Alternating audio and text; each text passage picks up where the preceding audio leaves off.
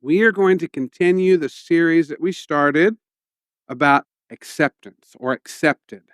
And I'm just going to put the disclaimer out here before I get started. I'm probably going to get in a little bit of trouble, but I think a little bit is okay. So, how many of you? Well, I'll tell on myself first.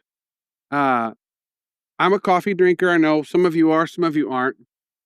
And one of the things that I don't care for syrups or sugars or anything like that. I say if the coffee's good, the taste of the coffee is good. But I do like cream. I do like half and half. And I've gotten to where I think it's a reasonable amount. Again, if the coffee's good enough, I don't need as much, right? But when I first started drinking coffee, my wife would say, "Do you want a little coffee with your cream?" Like it was just a little excessive. We'd buy a quart of half and half and it would be gone like in an unreasonable amount of time since I'm the only one in the house who uses it, right? Another one maybe some of you can relate to. How many of you like whipped cream on your pie at Thanksgiving? Well, this is the one where I'm going to get in a little bit of trouble because my wife we call her the whip queen because that's what, when she was little, she called it whip. And that's her thing. I'm not sure which she likes better, the whipped cream or the pie, but I'll just say the ratio is greater than 50-50, okay? You might say that it's excessive or extravagant.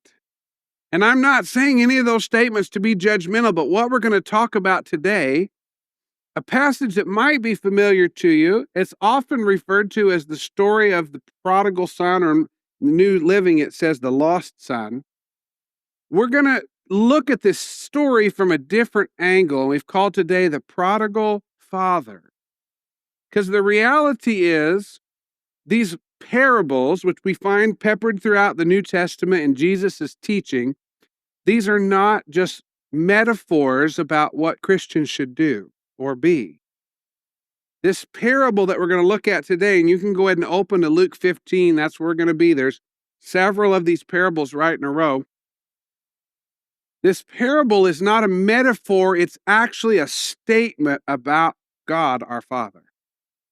The point that Jesus is making when he tells his stories, he's trying to reveal to the listeners who the Father is.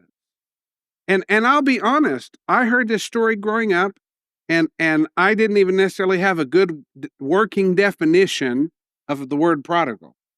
I heard this story, and the focus is typically on the son who runs away and spins everything and does all these foolish things. And so in my mind, I thought, well, that, as a kid, like that's probably what prodigal means. The kid that runs away and does something stupid.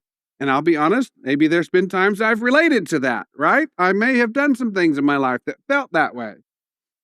Well, if you go to Oxford Dictionary, which I think is a reliable source, prodigal is defined as spending freely and recklessly, being wastefully extravagant, or giving on a lavish scale.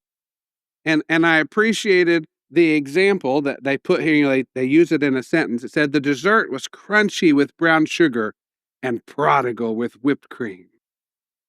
Right? The focus of this is actually now. Yes, did the son do prodigal acts when he went and blew all the money and partied his inheritance away? Yes.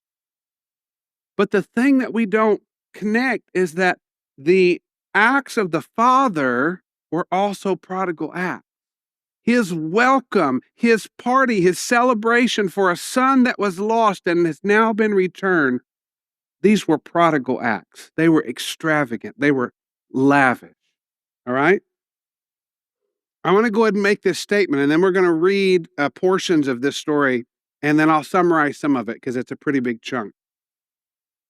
One of the first things that we're going to see in this parable is that God is an accepting father of both sons.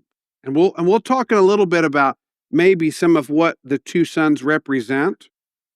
But the point that Jesus is illustrating is that God is a God of acceptance. That's what we've been talking about in this series, right? All right, so let's jump in. This is Luke 15. I'm going to start in verse 11. And so Jesus has just told the parable of the lost sheep and the parable of the lost coin, right? And so that's where we find here in Luke's writings. And so in verse 11, he says, to illustrate the point further, Jesus told them this story. Now, do you realize again, this reiterates what I was saying? Jesus is telling these parables.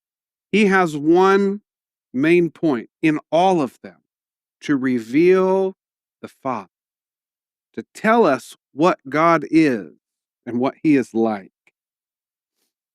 So Jesus told them this story. A man had two sons. The younger son told his father, I want my share of your estate now before you die. So his father agreed to divide his wealth between his sons. A few days later, this younger son packed all his belongings and moved to a distant land, and there he wasted all of his money in wild living. That's the first chunk, right? First of all, I just want to point out, you might not think we're to the part of the Father being accepting. Culturally, the fact that the Father even agreed is already like outside of the norm, right? Like this is, the Father was accepting of the Son. He agreed to his request. And I'm putting the asterisk here. This is my assumption, opinion, interpretation, whatever you want to call it. This is not, okay? He probably had enough of a track record that the dad probably knew he might not be the most trustworthy, but he's my son. I love him. I accept him, and I'm going to give him what he's asked for. Okay? So I'm not going to read this whole next chunk, but basically it expounds on what he goes and parties all the inheritance away. And at one point he comes to a realization, because there's a famine that sweeps over the land. Like all of a sudden food is scarce, and what was once plentiful in his resources was now diminished. And he basically says, gosh darn it, the servants at home actually are better than where I've ended up. I'm going to go back and I'm going to basically grovel before dad. I'm going to say, I've sinned against you. I goofed up. I made a mistake. Will you take me back? And so we drop down to verse 20, and it says, he returned home to his father. And while he was still a long way off, his father saw him coming, and filled with love and compassion, he ran to his son. Now, I have to be honest. When my kids do something not smart, I'm not always filled with love and compassion, right? I have to believe that this father had just allowed the Spirit to mold him and shape him into somebody that looked more like our Father. Because it said, filled with love and compassion, he ran to his son, he embraced him, and he kissed him. And the story goes on to say, he basically tells everybody, we're going to have a big party. My son who was dead is alive. He was lost, now he's found, and we are going to celebrate. And we begin to see this definition of prodigal. He says, there's a calf that we've been fattening up, saving for a special occasion. Get the best robes and get my boy dressed like he is part of this family. Call all the people, gather everybody in. We are going to celebrate. We're going to party. Well, we said this story has two sons, right?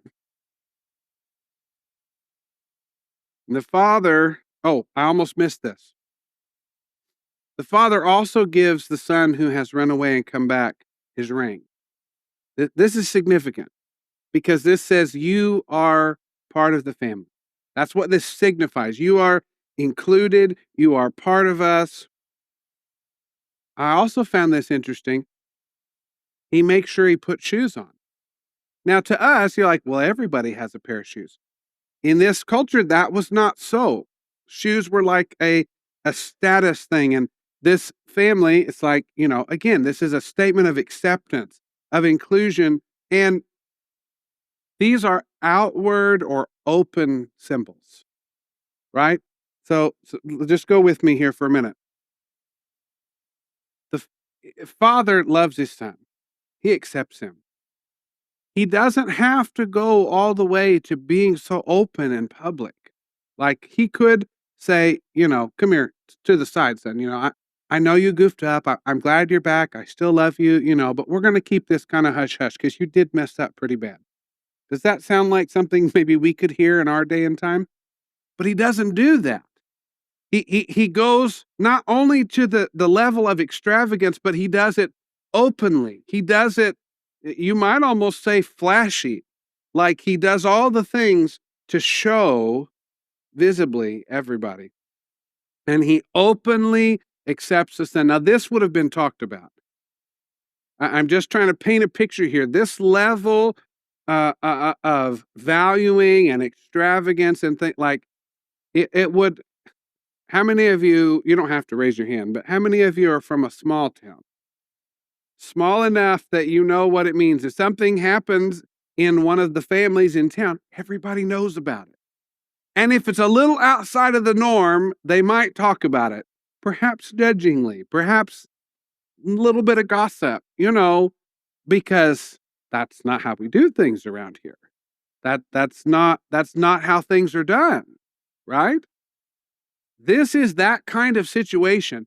Everything the Father is doing is so far outside of the norm, everybody was going to be talking about it. It didn't compute. Nobody else was saying, "Oh, yeah, makes sense. That's what I would do." No, they're all thinking, "No, this kid messed up. Are you just going to reward this foolish behavior? What are you saying to all of the other kids?" These are the things we start to hear, right? This was most uncommon, like beyond probably what I can describe. Not only was it uncommon, it was wasteful. It was unwise and it was unexpected. Like you hear that even in the son before he comes back, he sort of gives himself a pep talk.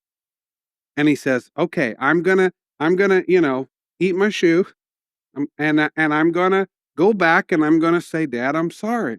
I've sinned. Can you at least just like let me sleep in the barn?" I mean, paraphrasing there, but like his attitude was, can I just get back in at the lowest level? Even the son was not expecting this type of act to take place. All right. Now we're going to shift our focus to the other son. Because what happens is the preparations begin happening, and this is like a multi-day event, right? It's not like from 3 to 6. It's like from Tuesday to whenever, right? All of this starts happening. The party starts popping off. Things are coming together. Things are maybe getting a little rowdy because I just sounds like these people know how to throw a party. Because the older son, his attention gets caught and he asks one of the servants, what's going on? Like, why is this, And the servant says, "Oh, don't you know? Like your brother who was lost, he's back, and we're celebrating. This is a big deal." Well, the older son, I'm not going to say that any of us have ever been there, but he's a little irritated by this. Probably some of those same statements are going through his mind. What do you mean? Like, Dad is rewarding this foolish choice? Like, that's not how he raised us. That's not what we were taught. And he sort of marches up to his dad and he's going to give him a piece of his mind. And he says, this kid wasted what you gave him. And I have never left your side. I've been the good son. I've done all the right things. I've kept the rules. I haven't goofed up. Where's my celebration? When did you kill the fatted calf for me? You didn't even give me a goat, right? And his father, this is in verse 31, his father said to him, "Look, son, you have always stayed by me. Everything I have is yours." The father is also accepting of the son who's acting more like a Pharisee, a legalist, right? True, he didn't go do the things the other kid did, but he had a different problem. The father accepts him, and he says in verse 32, "We had to celebrate this happy day. Your brother was dead. He was written off, gone, done, not to be heard from. And now he has come back to life. He was lost, and now he is found." Now, I don't know that we read, but let me back up and say it this way. Of what we read, we don't see this older son accepting the father's acceptance. The father comes to him and offers him the same loving acceptance that he offered the younger son. We don't necessarily see him accepting it, but the picture of the father is the same. Whether you have gone out and forsaken everything and sowed wild oats to the point that you're in squalor, or if you have just been a little too concerned about all of the rules that you've lost your first love, Jesus says the Father accepts you. He welcomes you. He embraces you. And he does it openly. The picture of Father God sending Jesus to endure what he endured to pay the price on the cross is a very public event. It's very open. And it's that same picture. He's doing that to openly show how he values you, how he accepts you, and how he welcomes you in. I want to look at one more story. We're not going to read it. I'm just going to put the reference up. But in Mark 14, we see a great picture of another prodigal act of openly and publicly valuing to the extreme. This is where Mary anoints Jesus with the oil from her alabaster box and uses her hair, right? As an act of worship. And it causes the same stir. They're like the religious elite are like indignant. Like what do you mean? Like you could have sold that and got like a year's wage. That's too expensive. That's too wasteful. That's too extravagant. And Jesus rebukes them and says, she has done a good thing for me. She has poured out worship. She has poured out and openly valued and expressed a relationship that she has. You see, we see in these stories, and I could maybe tell some current stories, but I probably don't have to convince you, acceptance is not common. Acceptance is uncommon. It's not the norm. Now, if you want to go back and pick up last week, I'd encourage you to watch the teaching where we talked about the difference between acceptance and approval, because everybody's looking for approval. And we often want to base our acceptance on whether or not we approve. Well, I'll accept you as long as I approve of what you're doing. I'll accept you as long as what you're doing doesn't make me uncomfortable. As long as you think the same, look the same, act the same, fit the box, and don't break out too much, I'll accept you. Jesus has radical, uncommon acceptance. And yet, that doesn't mean he approves of everything, right? This is not a universalist message that says that we throw everything out and it's all sunshine and rainbows and nothing matters and you can do whatever you want and we're all going to the same place. No, and that's a different message. I'm not going there, but acceptance is uncommon. And this acceptance of our Father is prodigal acceptance. And that's not based on what we have done.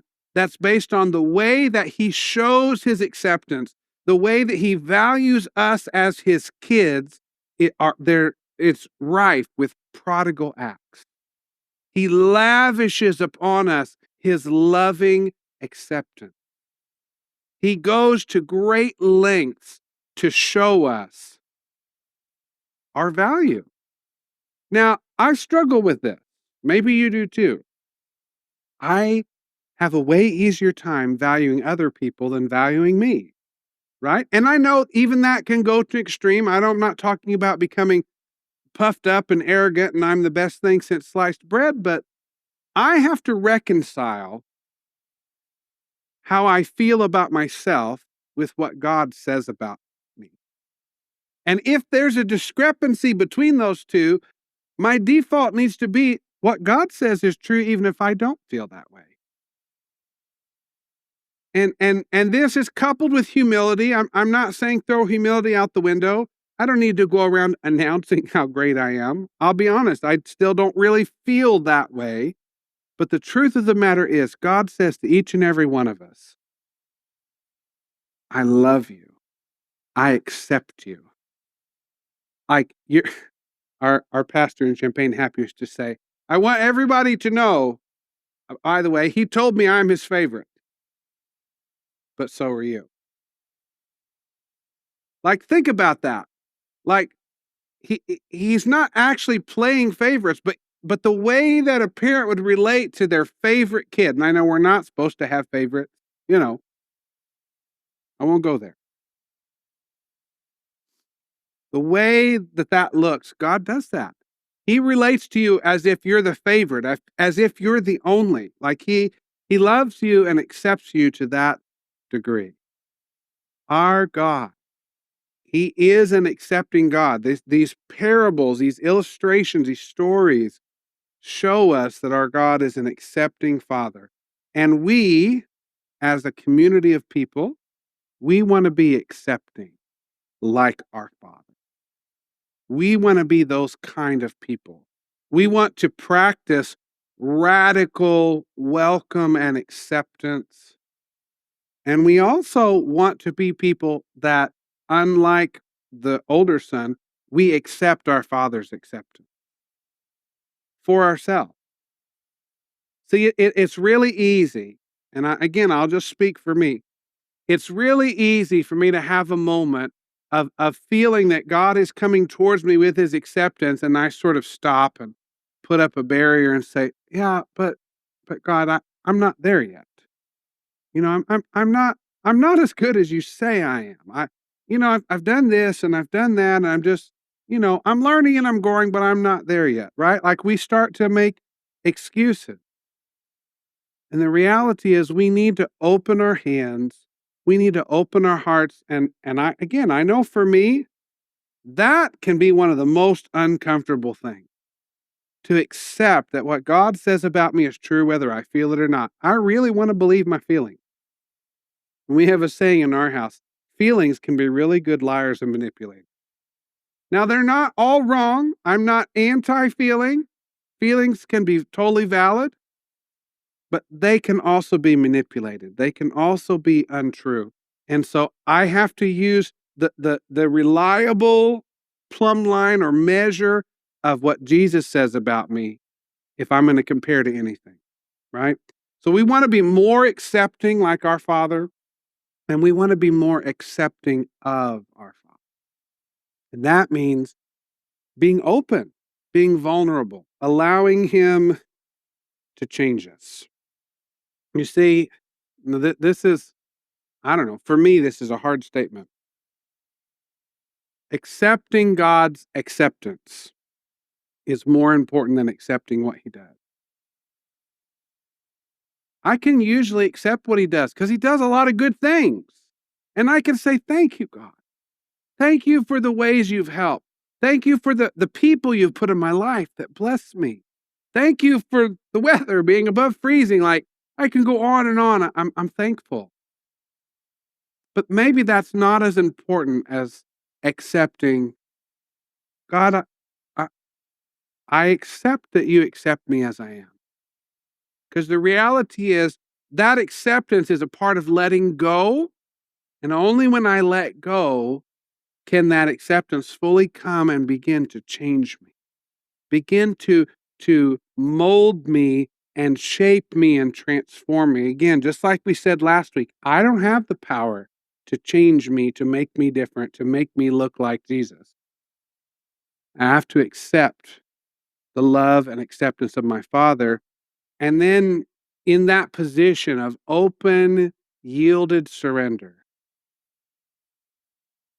I say, God, I trust you. I'm giving you permission to change, adjust, or mess up whatever you find in me that doesn't please you. That's a scary statement. But if I dig down in my heart, that's my cry. Whatever doesn't please you, God, change it. Because I know you made me to be like you. I know you made me to be fully acceptable, to be fully holy, to be uncommon. That's my call to us today as I wrap this up. Let's be an uncommon people.